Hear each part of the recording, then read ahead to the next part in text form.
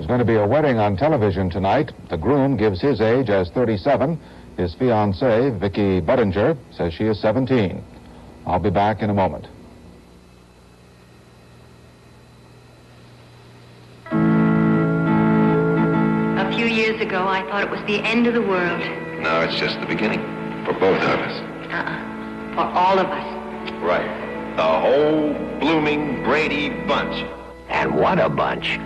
2 lucky parents. I don't hear anything. What's the matter with that? 6 kids and no noise. That's what's the matter with that. 6 happy kids. Don't fight with each other. Be polite and wash our hands and faces and comb our hair. Nobody will recognize us. Boy, keeping them married sure is going to be hard work. And 1 modest bystander. What would I do without you?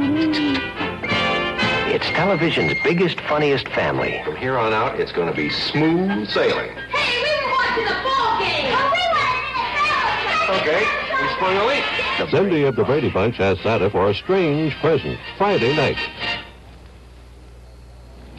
Once upon a time, there was a country that had more automobiles, more color television sets, and more powered lawnmowers than any other country. Therefore, there was every reason for the people who lived there to be happy, and most of them were. But a strange thing came to pass. Their language had too many words in it, and one word caused a lot of trouble. The word was irrelevant. Many of the younger people who did not appreciate how wonderful it was to have all those automobiles and television sets and lawnmowers said they were irrelevant. Let me tell you just how crazy they were. That country, the one with all the cars and lawnmowers and television sets, was so great, it built a machine that carried men to the moon. To the moon. That had never been done since the creation. But some of those young people dared to say that putting men on the moon was irrelevant. And they said it was so because at that time there were still some people back in that country on Earth who did not have enough to eat. Now, everybody knew that was wrong, of course, but they still said it. All this happened during one 10-year period, but the story has a happy ending. At the end of the 10 years, a glorious event took place.